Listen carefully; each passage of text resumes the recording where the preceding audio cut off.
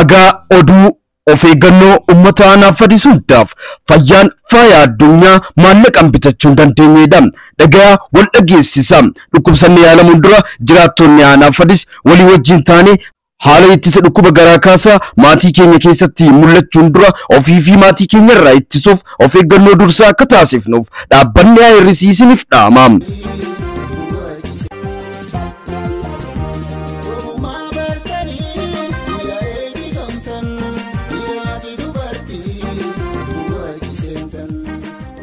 Eyyen garaa kaasaa yookaan baasaa jechuun maali?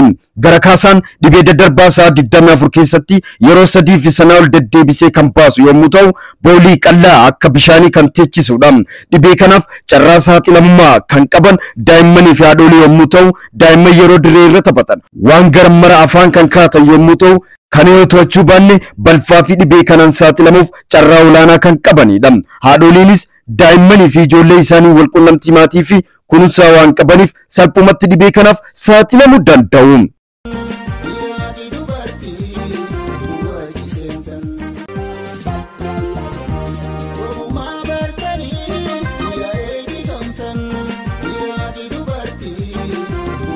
Maarreen dhibeen kun xiyyeeffannaa kan argateef namatti karaa salphaan darbuu waan danda'uuf irra caalaa daa'immanii fi haadholii waan miidhuuf yeroo yaala yoo argachuu baate dhangala'aa qaama keessaa fixuun gara du'aatti kan nama geessu waan ta'eefidha.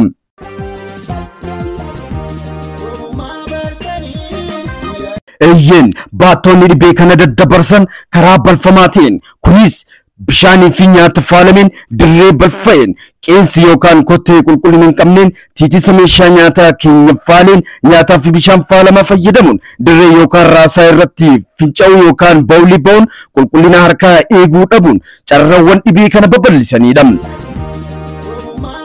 Maarreen maddaawwan ka'umsa dhibee baasaa erga barree haala kamiin ofirraa ittisna kan jedhuuf qulqullina dhuunfaa fi naannoo eeguun akka gaariitti dhibicha ittisuun ni danda'ama.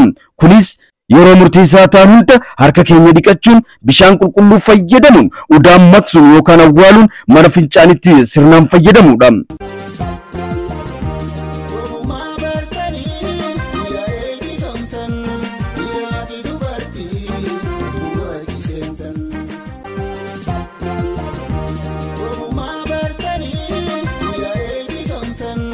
Yeroowwan murteessaa 5 harka dhiqannaa ilaalchisee erga mana fincaanii fayyadamne booda daa'imman irraa udaan erga qulqulleessineen booda nyaata bilcheessuu yookaan qopheessuun dura daa'ima nyaachisuus ta'ee hoosisuun dura akkasumas nyaata nyaachuun dura harka keenya bishaan saamunaa fi daaraan sirriitti dhiqachuun dhukkuba daddarbaa garaa kaasaa ofirraa ittisuun ni danda'ama.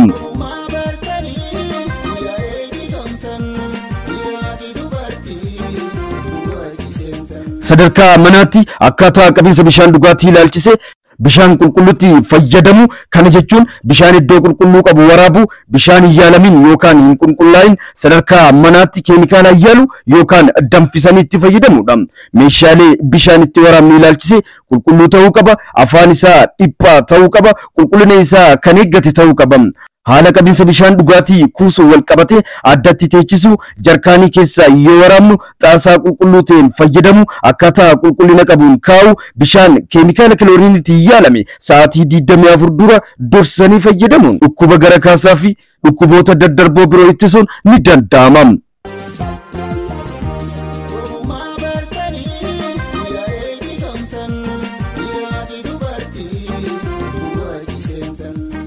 Eyyen fayyaan faayam osoo nagaa qabdu of eeggachuun dhibee baasaa yookaan garaa kaasaa irraa ofiis ta'ee maatii keessan baraaraa jechuun dhaamsa abdii egeree isiniif maatii keessaniif dhaamna. Ergaan kun kan isin bira gahaa jiru walta'iinsa dhaabbataa hir'isii fi waajjira eegumsa fayyaa anaafadisiin.